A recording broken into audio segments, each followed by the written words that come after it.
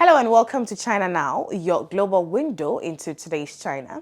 My name is Makiza Latifa, and each week we bring you the latest insights, stories, and perspectives shaping China's role in the world.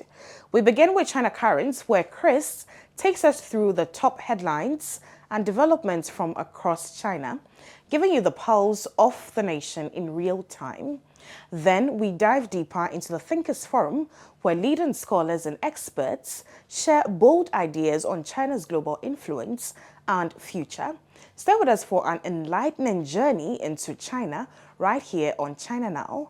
Today's headlines features China's bold plan to make the whole world wealthier, China's military drill to make the US calm down, and China's new technology to kill cancers, as the Chinese Academy of Sciences has announced a groundbreaking breakthrough in the cancer therapy using synthetic biology. Let's get started. China Currents is a weekly news talk show from China to the world.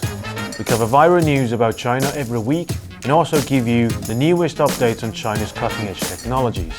Let's get started.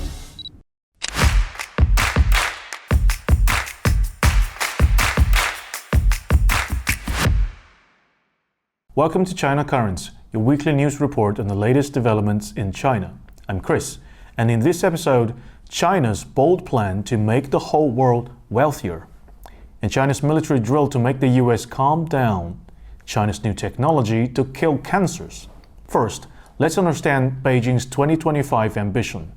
On March 5th, China released its 2025 government work report, proposing an ambitious economic target, achieving GDP growth of around 5%. At first glance, the 5% figure might not seem particularly striking.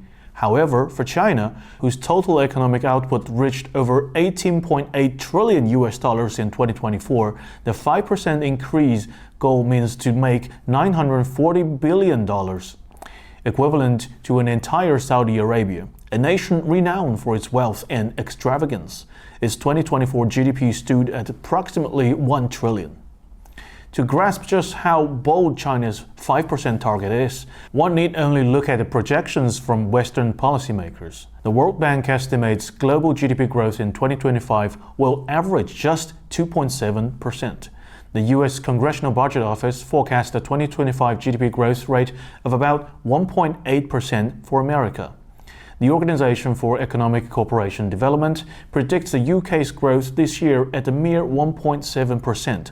While Germany's Industrial Association anticipates a 0.1% contraction for the German economy in 2024, marking its third consecutive year of decline. In contrast, 2025 will be China's third year maintaining around 5% GDP growth. The government work report for both 2023 and 2024 explicitly set a target of around 5% growth in gross domestic product, with actual growth rate of 5.2% and 5% achieved in those years, respectively. So, amid World Bank's prediction of global economic gloom in 2025, why is China so confident? Two other figures from work report revealed the solid foundations of this audacity. First, China's high-tech manufacturing sector expanded by 8.9% over the past year. High-tech manufacturing encompasses industries such as electric vehicles, smartphones, aerospace, and computer hardware.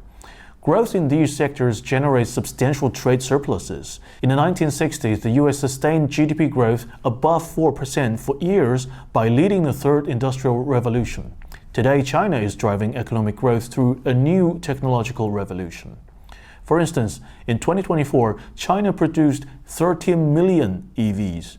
According to The Guardian, Chinese EVs now account for 76% of the global market. Japanese media Nikkei reported that China's trade surplus hit a historic high of around $1 trillion in 2024, up 21% from 2023, with automotive exports rising 16% as a key growth driver.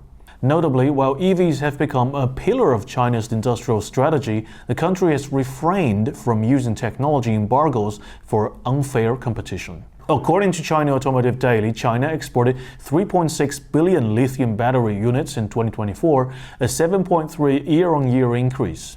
Lithium batteries, the core component of EV power systems, determine critical metrics such as range, output, safety, and lifespan.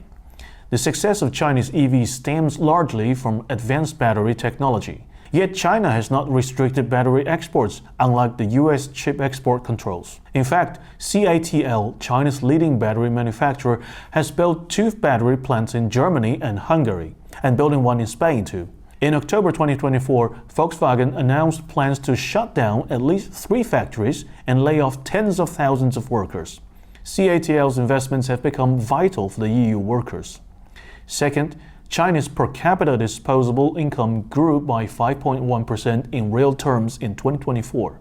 This figure, nearly matching GDP growth, indicates that the vast majority of Chinese citizens are sharing in the nation's wealth accumulation.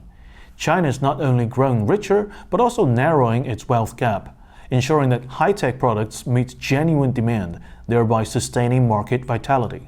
The beneficiaries of this common prosperity extend beyond Chinese companies. Take Tesla. Despite a decline in global sales in 2024 and a drop in its Chinese market share from 7.8% in 2023 to 6%, Tesla's sales in China hit a record of 657,000 vehicles, generating a $20.9 billion in revenue. In China, the absolute growth in market demand enables Tesla to offset its relative competitive decline. Beyond EVs, advancements in Chinese AI technologies such as DeepSeek and Manos have bolstered global investor confidence.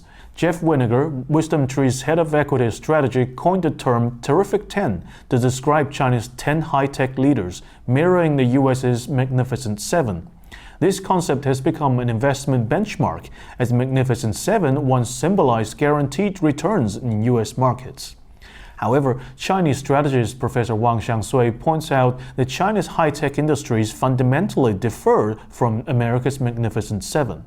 US tech giants heavily rely on hyping AI bubbles and monopolizing computing power to attract investment, while companies like Nvidia and OpenAI once led in software and hardware. The closed-source strategies and exclusionary small-yard, high-fence competition have prevented cutting-edge AI from integrating with real-world applications, making GPT-4, once the most advanced AI in the world, can only be used as a whip to intimidate workers. In contrast, DeepSeek's open-source model democratizes AI, transforming it into a productivity tool that benefits all humanity. The results speak for themselves. OpenAI reported a $5 billion loss in 2024, while DeepSeek announced a staggering 545% profit margin. This may seem counterintuitive, but across sectors, from NEVs to AI to photovoltaics, China's high-tech industries prioritize accessibility over premium pricing and ever try to maintain dominance through tariff and discrimination policies. Rooted in the Eastern wisdom of the highest good is like water. The Chinese understand the only way to ensure a single drop of water never dries up is when it merges into the sea. Thus, when China sets a 5% growth target, Beijing aims not to shame Western nations nor exclude competitors for its vibrant market. As the world's largest exporter of industrial goods, China seeks not only to improve the lives of its citizens, but also to propel the world towards shared prosperity. Next up, let's see how China shares security with its neighbors. From March 9th to 13th, the Chinese, Iranian, and Russian navies conducted a joint military exercise, Security Belt 2025. This marks the 5th such maritime drills between the 3 nations since it began in 2019.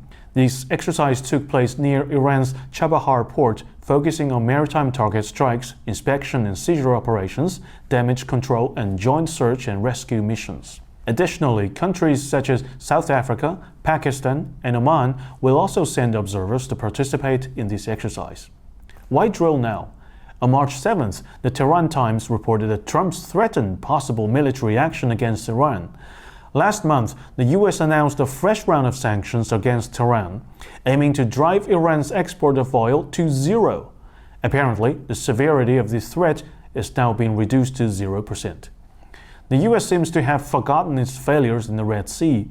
Over the last year, US drones and aircraft carriers have repeatedly come under attack by the Houthis, whose missile technologies that Washington insists are provided by Iran. In December last year, the Houthis struck a US Nimitz-class aircraft carrier and its escorting destroyer using just 8 cruise missiles and 17 drones.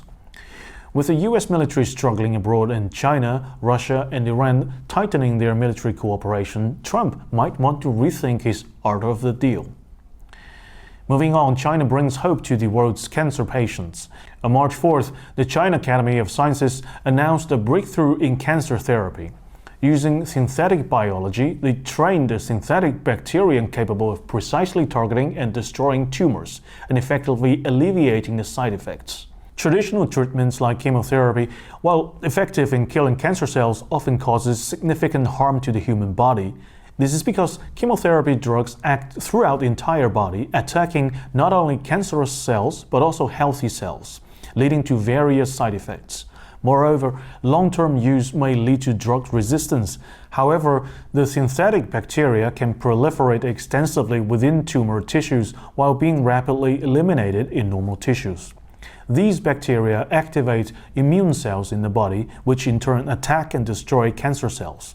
This mechanism enables synthetic bacteria to combat tumors effectively without relying on traditional chemotherapy drugs. Actually, these cancer killers were naturally occurring bacteria. In fact, in last century, scientists discovered that certain bacteria could inhibit cancer cells. However, due to technological limitations at the time, their safety and efficacy could not be guaranteed.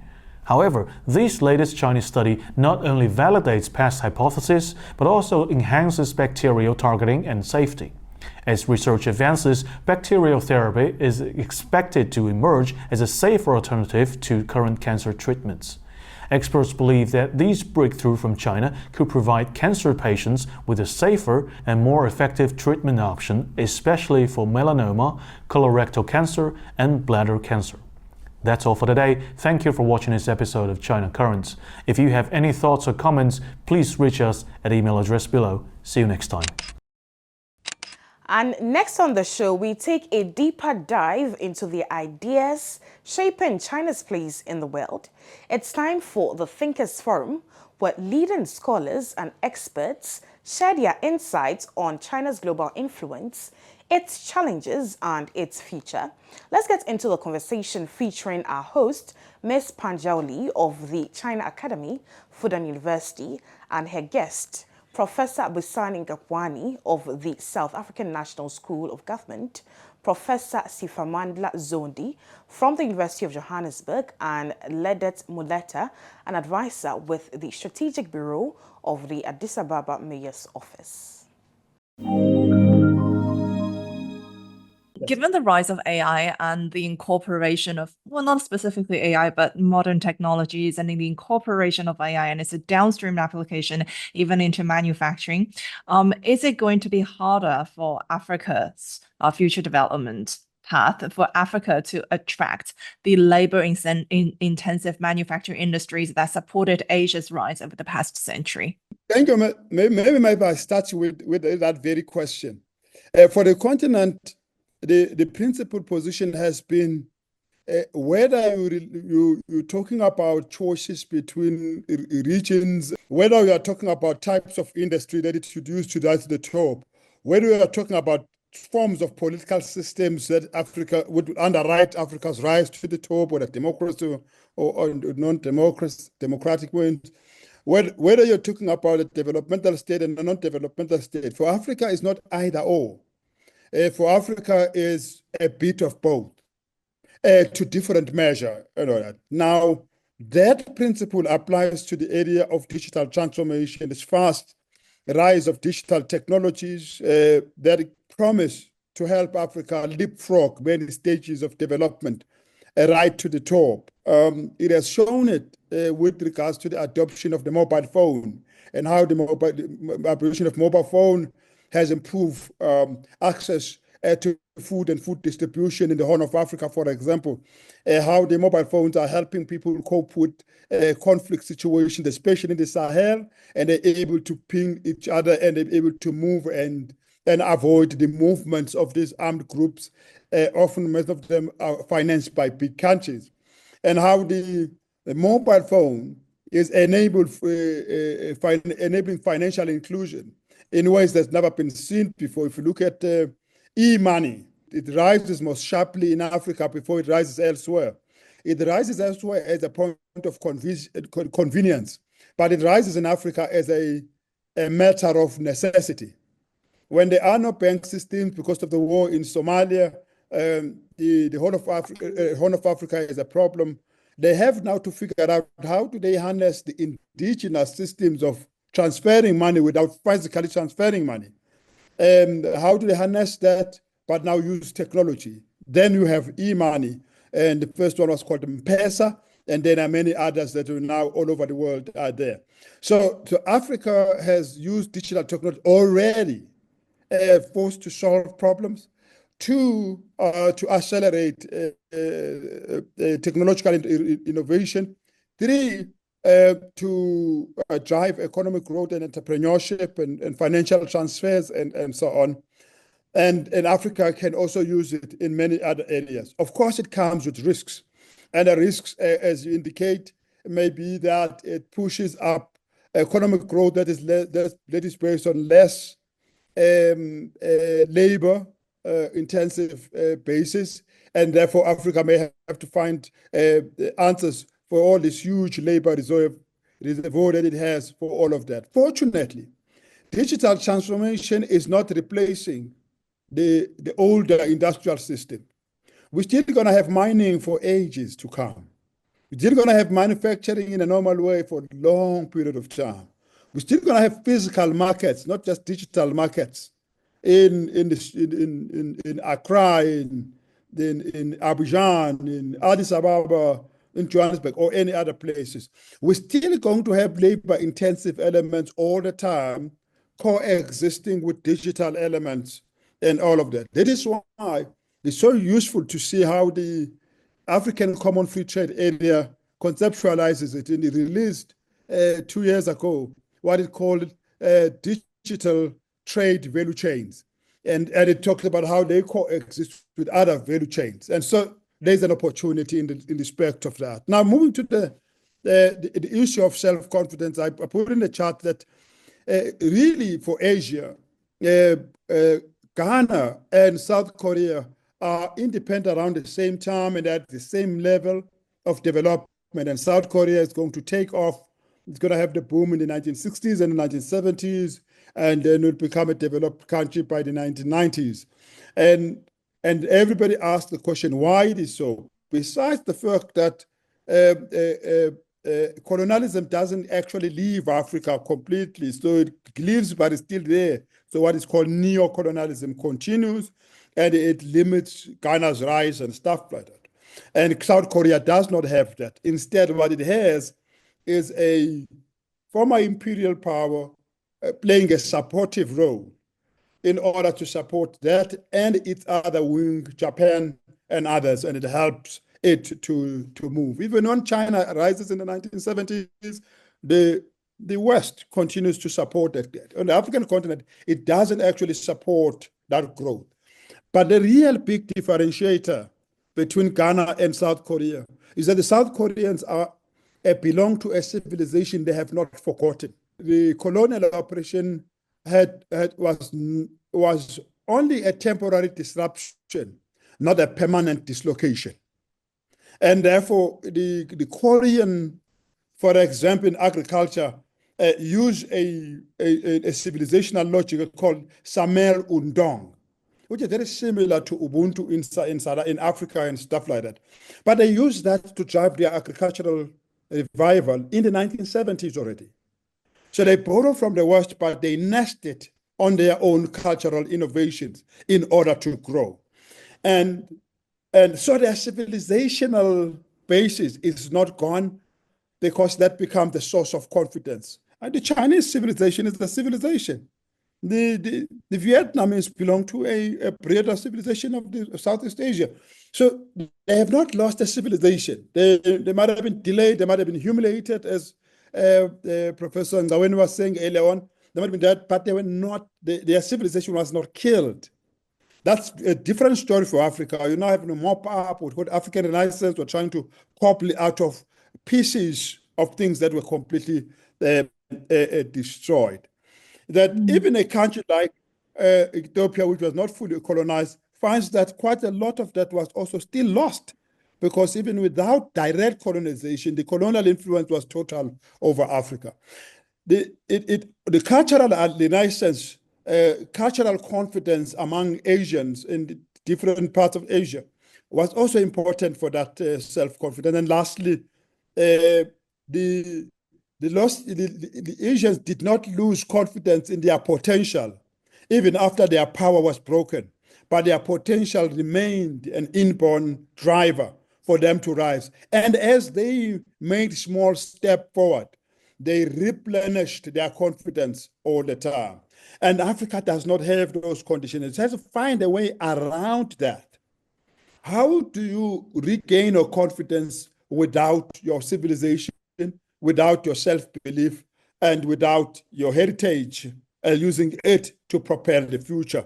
And that's part of the things that we should all sit down and think, what are the creative ways we could do now under current conditions to enable that rise? But Africa would then have to rise in spite of lack of self-confidence and in spite of low confidence in Africa by others. And it will have to rise. It may have to rise through non-psychological means, that as Africa makes progress in material terms, that will build confidence in itself, in what it is able to achieve. And that's a huge task. That is why leadership is absolutely critical for Africa, because that's what is going to join, it's going to bridge the gap between lack of confidence and a dream to become a greater continent going forward. Thank you very much. Yes, Ms. Muleta. In regards to your question about manufacturing and labor intense, I think Africa still has a huge opportunity to the field of manufacturing. I mean, for instance, Ethiopia is still single digits in GDP from manufacturing. I believe it's somewhere like 6% or so.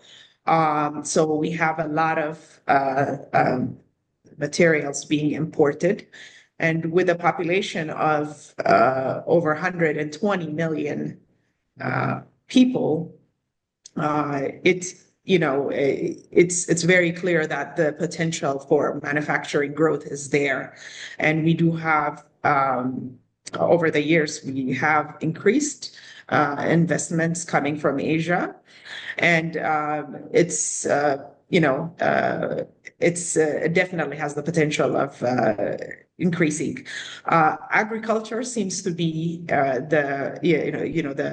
what has been very big in Africa in general, and even in Ethiopia. Agriculture employs about 70% of the population in the workforce, and the GDP that it contributes to is significant from agriculture. About 35% to 40% of the GDP comes from agriculture. So it shows you that there is a huge room for growth. Obviously, there needs to be manpower training and skills and so forth, and labor intense. Manufacturing is more labor intense.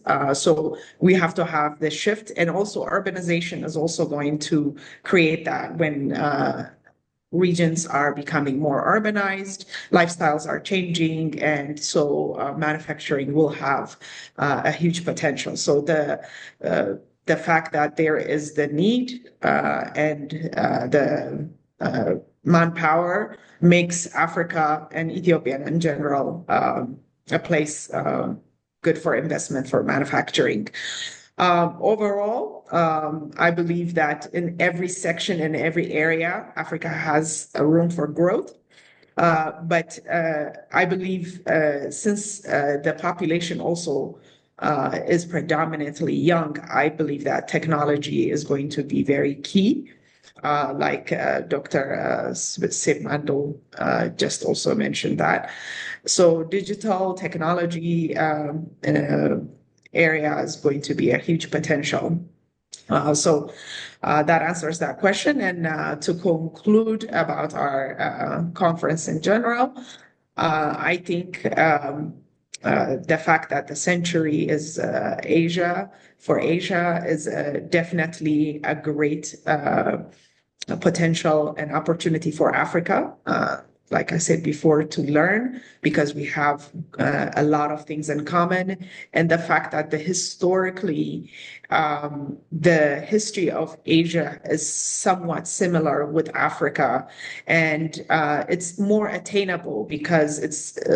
I believe Professor Kishom also mentioned how it could be very hard, or it could be a bit difficult to visualize the growth of Western countries like Europe and the US because it's been so long since they have reached the development. But with Asia, we can actually learn from the challenges, and we can also learn because of the diverse cultures and ethnicities that the continent has, and even migration and conflicts and so forth. All those things in combination makes it an ideal continent to learn from for Africa. So I think this conference in general opens up even more ways that we can collaborate for African countries with Asian countries. Before we close, maybe let's ask you, Shaoli, just to make some comments as a media practitioner. In China, you are in a think tank space. You are engaging with people from all over the world. What is the feeling? What is the mood about what's happening in Africa and in the global South in general? What's the running commentary? Is it positive? Or in fact, there is still lack of understanding of some of the things that Professor Zondi was talking about just now? There's been a huge change. So what China has lived through over the past 30 to 40 years is essentially centuries in many other parts of the world. Well, as Professor Zondi and Miss Meleta were saying, in that Asia was never really colonized the way Africa was. But the memory of colonization, of imperialism, is very much alive. We've been criticized by Western media about how that remains the state narrative to sort of brainwash the young kids about how they've been victimized. It's not so much. It is very much alive. We spoke of a civilization before from Professor Zondi.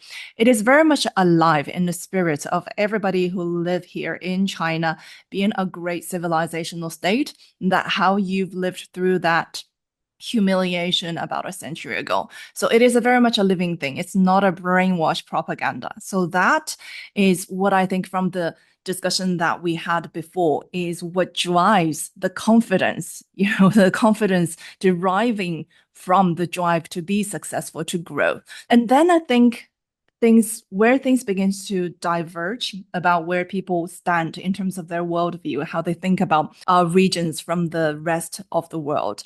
Where it starts to diverge, you look at the different age groups. I think the older generation and the younger generation is very much different. And we'll focus maybe a little bit more on the younger generation today. The younger generation is very much outward looking. Now, I think in general, and I'm not saying this in a bad way, Chinese people are very inward looking.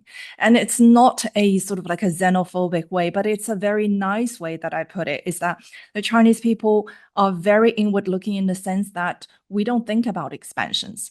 And I think a lot of the excellent thinkers of our time that we've all spoken to over the past few months, we've spoken to Professor Sachs about a month ago, and I've spoken to Professor Wang Xiangsui, a great strategist from Beijing, very recently. It's not a rhetoric that China does not seek military expansion, and that, if you don't believe in it as a diplomatic rhetoric, believe it in the history, in the culture, in the civilization. Most Chinese people are very pragmatic, and that is what I mean by inward looking. Now, the younger generation still inherits that spirit of inward looking. We are very much focused on, not we, but the younger generation of Chinese people or Chinese people are very inward looking in the sense that they're looking at what is pragmatic, what is in front of me, what serves this society, this population, and the growth of the Chinese people. But not only that, the younger generation, where they differ a little bit slightly from the older generations, that they are very much keen to learn about the rest of the world. They are forming not just a narrative of this civilization, of this nation, but a worldwide narrative. This is why, I mean, it was a bit out there when I made a comment about Nurja, but it is very much reflexive of why this particular animation, this film came out of China at this particular time, because the generation of people is looking at how do we solve the problems of the world today, not just China. China is a part of the world. So when you say that, how do Chinese people think about the rest of the world? I would say increasingly concerned, interested, and that is a very, very good thing. I mean, take our content, for example. So we are completely independent media, a think tank, intellectual content-based media outlet here in China. And increasingly we are producing for the rest of the world because we want to share with the rest of the world what is the sentiment on the ground for Chinese people. How do Chinese people view the rest of the world? That is what we wish to do through Wave Media and the ChinaAcademy.org. But in China, the success of our content, we have made multiple videos from speakers like Professor Busani here from Africa, from like Kishore here, from Southeast Asia. And all of these speakers, their videos receive multi-million trending status here among the Chinese youth. People are interested, concerned about how do the rest of the world, how do people in the rest of the world think, how we come together to form a new world narrative. I think that is a very, very strong underlining drive with the new generation of Chinese people today. That is a little bit different than at the onset of the Chinese reform and opening up about 40 years ago. Back then, I think it was Professor Kishore just said that when he was growing up, he thought about how Asians are inferior. And I would say that sentiment somehow was alive back then in China too, but not anymore with the younger generation of Chinese people. So the communication, but having said that, this is why I think communication and webinar like this is so important, is that the Chinese youth are very eager to learn about Africa and to learn about Africa through genuine African voices, not through the mediation of Western media and Western cultural products. And I think that will be a wonderful, wonderful century if we can just come together directly. And I stress directly. Colleagues, thank you very much for joining this. We thought we should have this conversation about whose century is it anyway. Kishore has written 2 books that this is Asian century. The World Bank and former President Thabo Mbeki and others, when they were pivoting the African Renaissance agenda, were arguing that the 21st century is Africa's century. And of course, in the interventions by Zondi, Muleta, and Kishore, we've heard what people feel about the mood, the trends, as well as possibilities for claiming the 21st century. One important thing from their intervention that I have learned and I've seen in many other books is that it is not necessarily a negation of Africa's Renaissance or say this is the Africa's century if you argue that the 21st century is Asia's century. And therefore, it does not sound like a threat to Africa or the rest of the global south if you make an argument that this is Asia's century. In fact, in both his books, Kishore is very careful not to argue that the rise of Asia will mean the decline of the African continent or the global south. Thank you so much. We wish to see you in South Africa very soon, or maybe sometime have you visit China. Thank you. See you soon. Thank you. Bye. And next on the Thinkers Forum, we're joined by Dr. Enrique de Sel Peters, a professor at the Graduate School of Economics, UNAM. He'll be sharing his insights on trade in North America and how it connects to China's evolving economic relationship. Let's get into the conversation.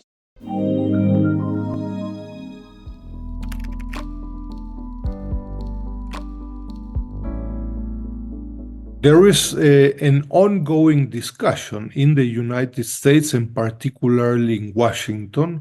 I would say an ongoing political discussion with insufficient, I say it very politely, with insufficient economic knowledge of how trade in North America and related to China is going on. So the political argument in Washington since Biden, but also with Trump, is Mexico is becoming the backdoor of Chinese exports to the United States. No? So the United States and China are having a trade conflict or a trade war since 2018. President Trump initiated this trade war with China in 2018. And you know what? This is the argument. Mexico is not having a trade war, neither with China nor with the US. And Mexico has a big sign when you come in Mexico, welcome China. Mexico is importing massively Chinese goods and exporting them to the United States. This is not the case. No, again, the political discussion might be ideologically very appealing, but again, I highlight new triangular relationships. China is the second largest trading partner of Mexico since 2003. For more than 20 years. So this is not a weekend happening, but this has been going on all over the 21st century. The problem is that the so-called think tanks in Washington, D.C., they are neither think nor tanks regarding Latin America, China, and the United States. These so-called think tanks, they have not been doing their homework.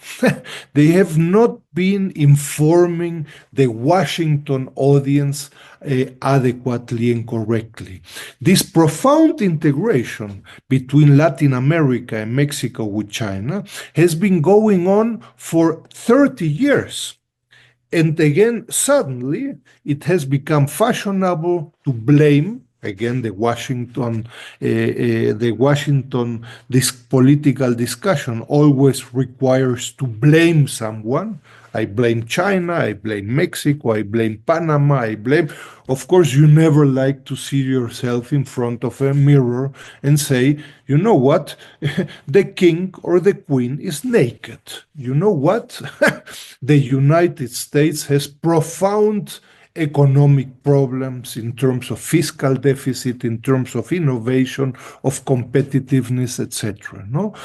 So the Washington audience, the respective parties, politicians, have been ill-informed. No? They are not aware of the massive presence of China for 30 years. No? And suddenly, in 2024, they say, how is it possible that China has such an important presence in our backyard? They wish that the problem goes away in a weekend. This will not happen. We are speaking of very complex industrial structures. I have been, for example, examining and working with business organizations in Mexico regarding footwear. No, not auto parts, not automobiles, but footwear. 30 years ago, 85% of Mexican inputs for the footwear in global value chain came from the United States. Today, 90% of Mexican footwear industry inputs come from China and Vietnam. The supply of United States firms to Mexico in the footwear global value chain has disappeared. Promoted, by the way, also by US firms. US firms that export from Mexico to the United States require, please use this supplier, which is in Chongqing, this other one, which is in Shenzhen. Don't forget this supplier, they have good prices, good quality in Chengdu, etc., etc. They require Mexican firms use the suppliers I've been working on for decades. And it is very interesting that in the last years, around 7.5% of Mexican exports to the US is Chinese value added. So, yes, Chinese value added. You have a car that says made in Mexico, but you know what? Wheels, chassis, windshields, and other parts are coming from China. The final good says hecho en Mexico. But who is importing massively goods in Mexico from China? 70% of Mexican imports are imported by foreign firms. 70%. So the main importers in Mexico of Chinese goods, the name of these firms are General Motors, Stellantis, is the Ford, IBM, and many others. There is not one single Chinese car that is being produced in Mexico and exported to the United States. No, this is one of the main accusations. No, Chinese firms will export electric vehicles, BYD, to the United States. This will not happen. BYD, they are not stupid. They know that if they export one car, they will fire it, I don't know, in Washington Square. And I told you so. This is the demonstration that Mexico is a backdoor for Chinese firms. They have not done this, and they will not do this in the short and medium run. Surprise! I'm not blaming anyone. I'm simply saying, you know what? We have a very mature and difficult and complex relationship between the United States, China, and Mexico, and it is not as easy as the discussion in Washington to say, I'm going to blame Mexico or I'm going to blame China. You know what? Your tariffs are going to affect mainly US firms established in Mexico. Surprise.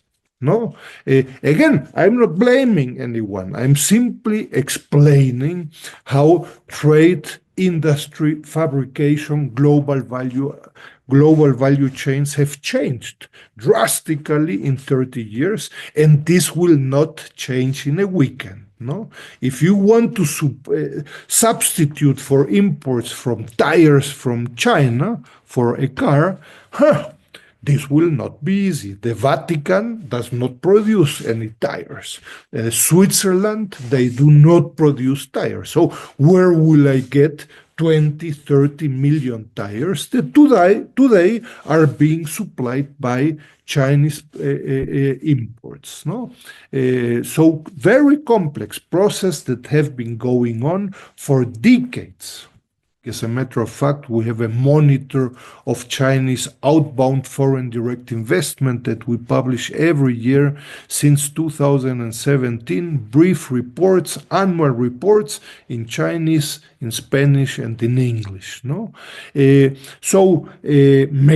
for Latin America, including, of course, Mexico. No, so Chinese investments in Mexico have been going on in the last 15 years. Again, Washington was not aware of this. They were in their own discussions, but they were not aware what was going on in their backyard. And suddenly they found, you know what?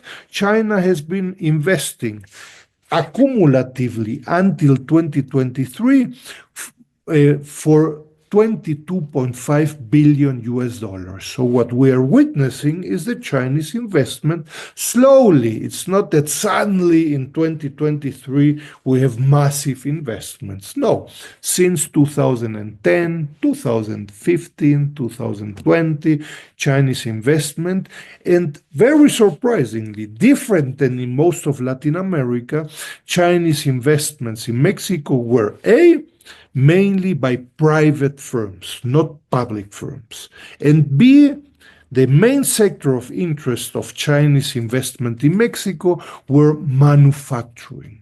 So, very interestingly, Chinese firms in Mexico practically do not export directly to the United States or to other countries.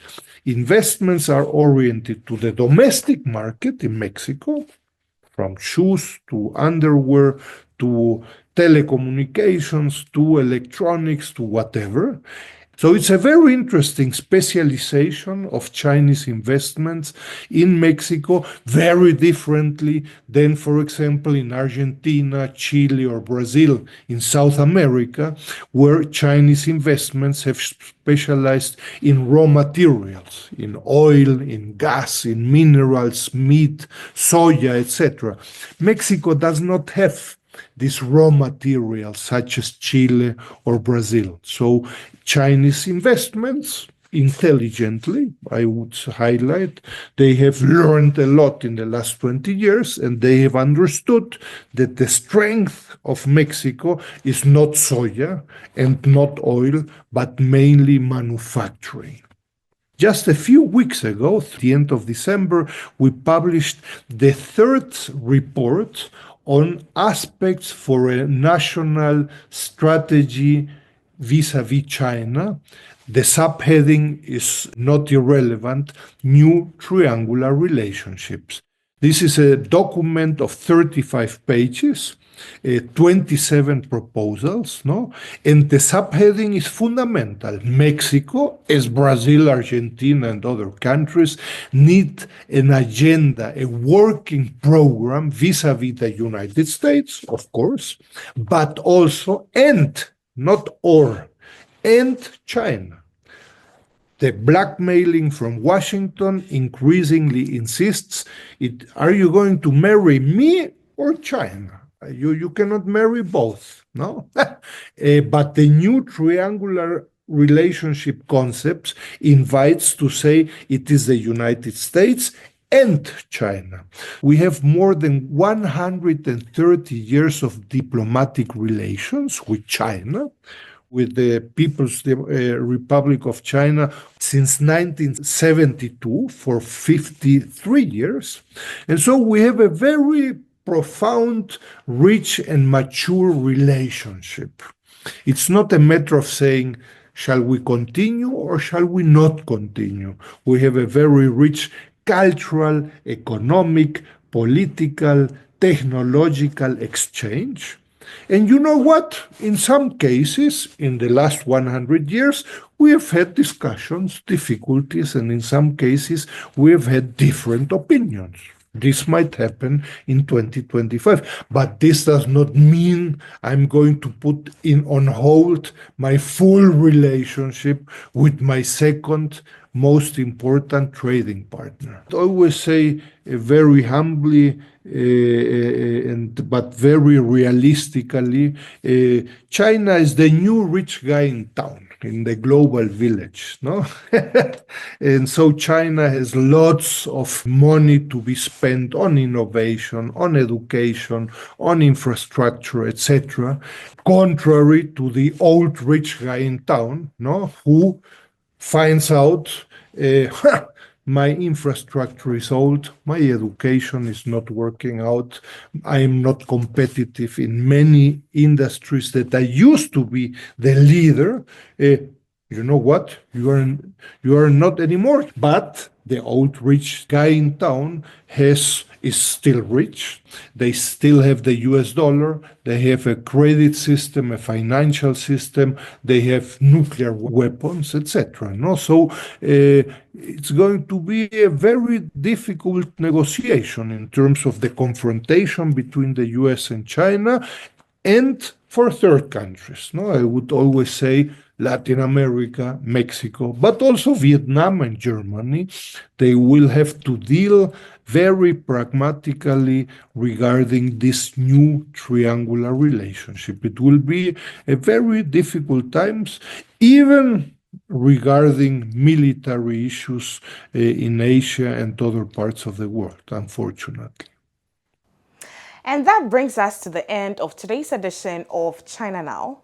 From the latest developments in China currents to the deep insights of the Thinkers Forum, we hope you've gained a broader perspective on China's role in the world. Thank you for joining us. And don't forget to send in your comments, thoughts, feedback, and suggestions through the email provided below. Till then, stay informed, stay engaged, And we'll see you same time next week for more on China Now. My name is Makiza Latifa.